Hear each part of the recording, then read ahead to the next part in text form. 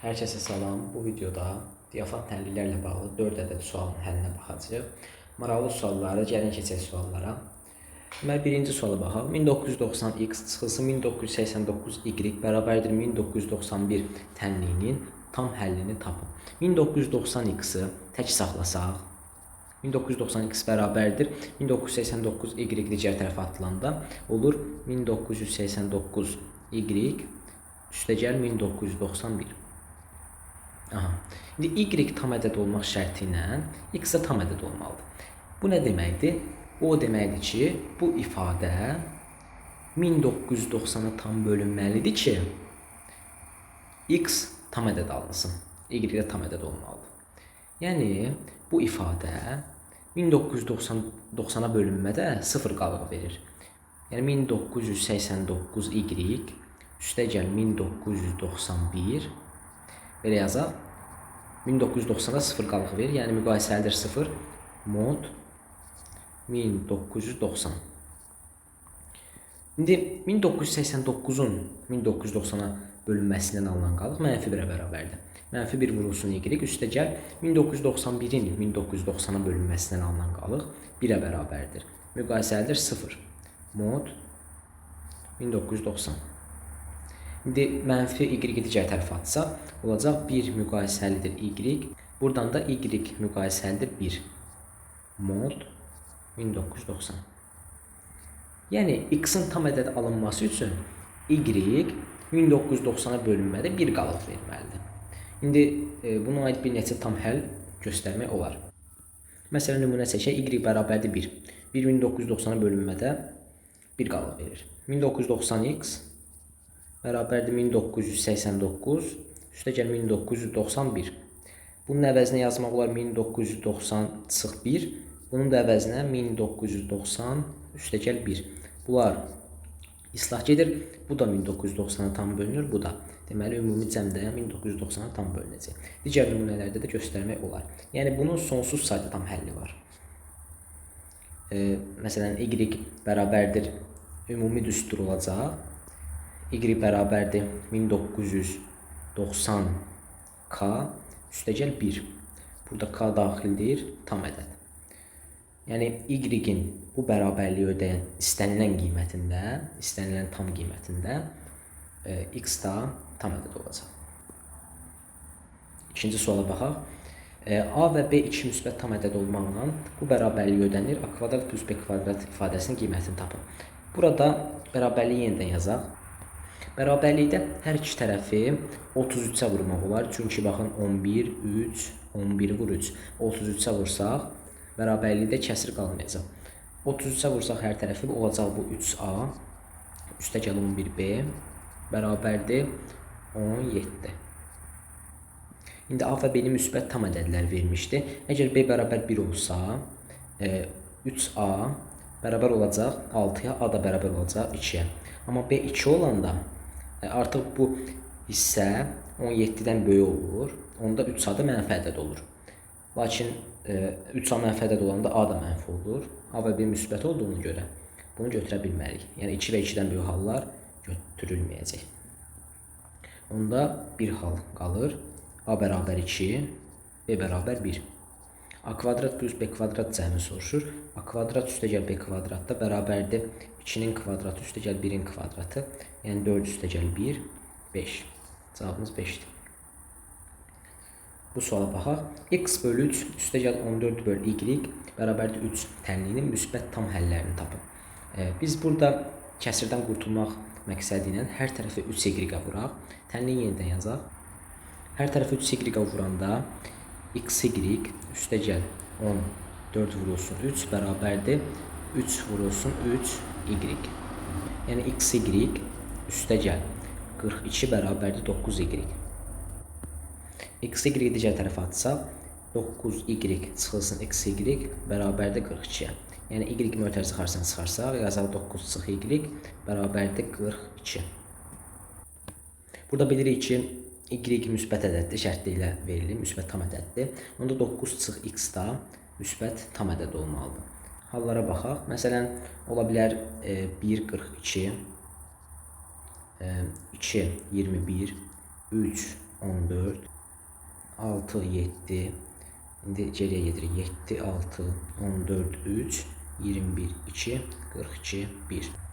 İndi biz bilirik ki x müsbət tam ədəddir. Yəni x bölüşdür 0 olmalıdır.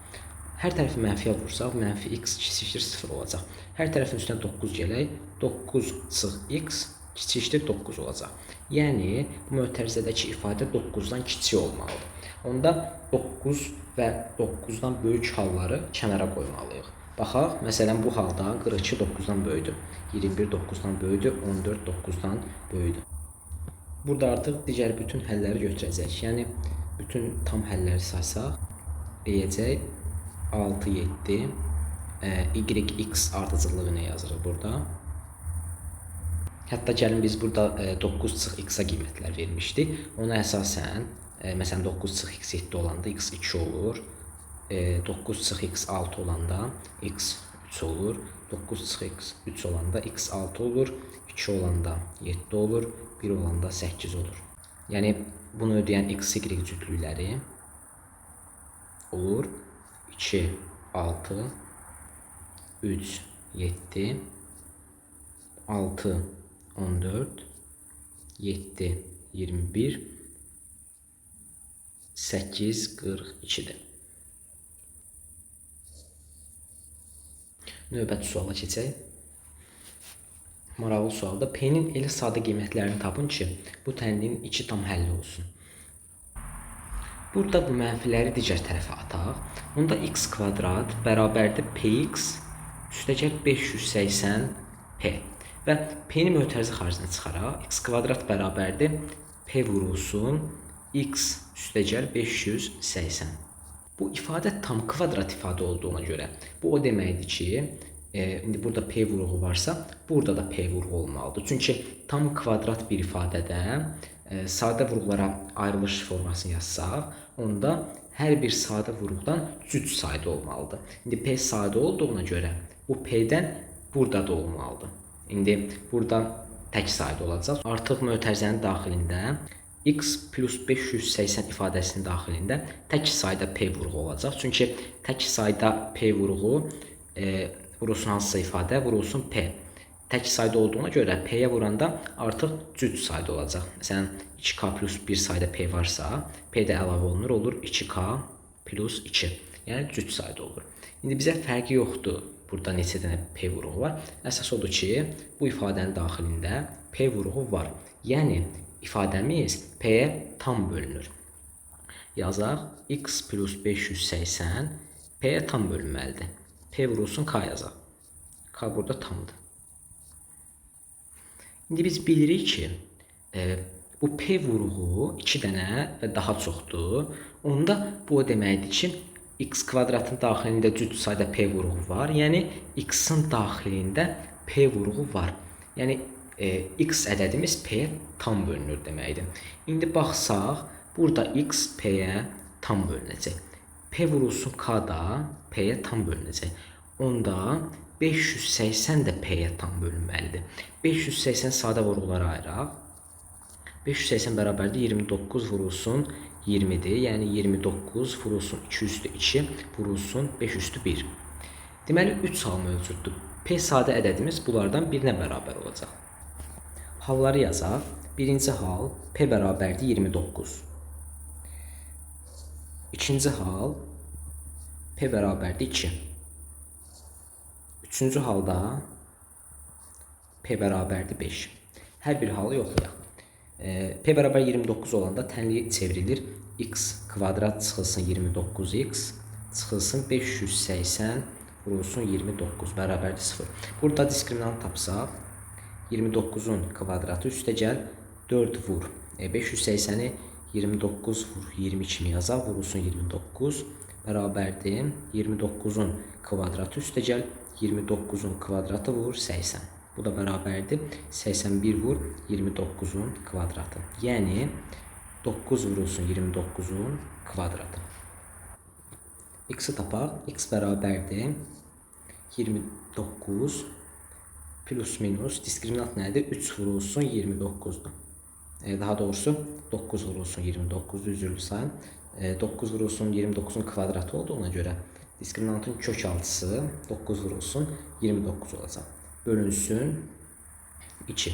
Birinci halda birinci kök bərabərdir 29 üstəgəl 9 vur 29 böl 2, yəni 5 vurulsun 29, hansı ki bu tam ədəddir.